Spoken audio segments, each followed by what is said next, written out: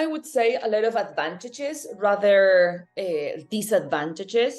I would start with the disadvantages then. I would say like the lack of in-person interaction is something that I miss when presenting online, because casual conversations and spontaneous collaborations are harder to replicate in virtual settings, right? Presenting face-to-face reduces, of course, the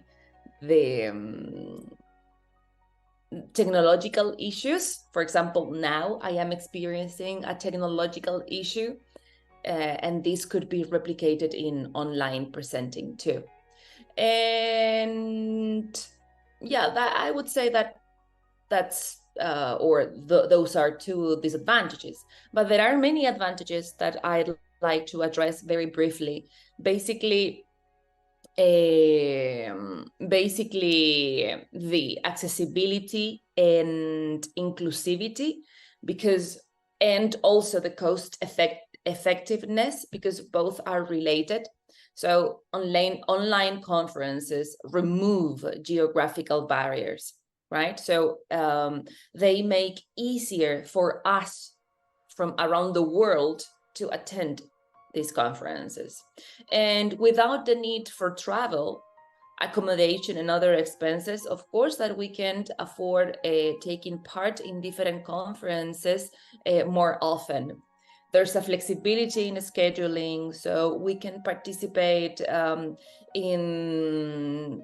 we can attend certain presentations based on our schedule or based on our busy day.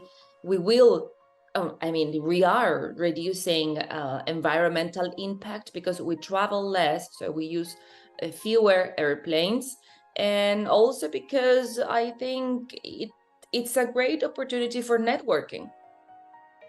Absolutely. I would wholeheartedly encourage my friends and colleagues to attend an online conference. And I did that during the pandemic too. These conferences offer many benefits that make them valuable, and it is an accessible platform for academic engagement and knowledge exchange, right? So I will repeat some of the others. They are cost effective. There's more access to possibilities to attend these conferences. They are more inclusive, because some people who might have some special educational needs can use different technological devices to translate, for example, what the presenter is saying. They can be more prepared at home. Also, these are very related to the previous one, but I think that we need to adapt to changing circumstances, especially when we are related in research and education. So I would say that embracing online conferences not only demonstrates our resilience, but also our willingness to keep involved with changing circumstances, and our honest desire to have a positive impact in the world, in the academic world. Well, I need to say that I'm very, very happy with the TERA, TERA, the Teaching and Education Research Association.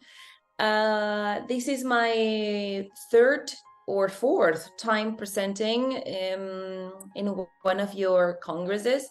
And I like it very much because it fosters academic excellence and collaboration. You have been so nice to me every time that I have questions or that I've faced some issues. I strongly believe that you are a well-organized conference.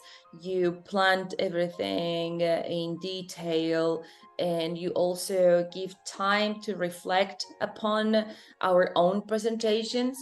I always find it interesting to attend to some of your congresses because it's interesting research. So the quality of research presented was exceptional.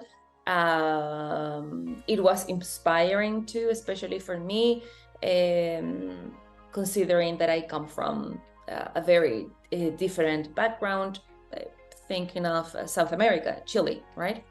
I liked that you provided me with a leaflet or a summary book when where all the abstracts were there. So I think that was a thoughtful touch.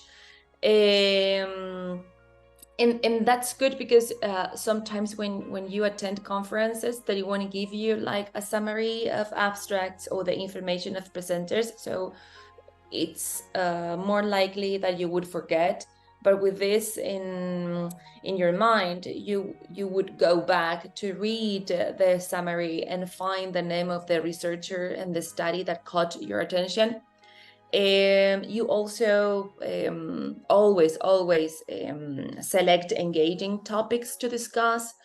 It's a strong networking opportunity to interact with fellow academics for diverse backgrounds. I can see that you are committed to academic development, so that's why I keep participating in your Congress. And you are genuine. I think that your commitment is honest in terms of promoting intellectual growth, knowledge dissemination, and all the advancement possible in the field of teaching and education.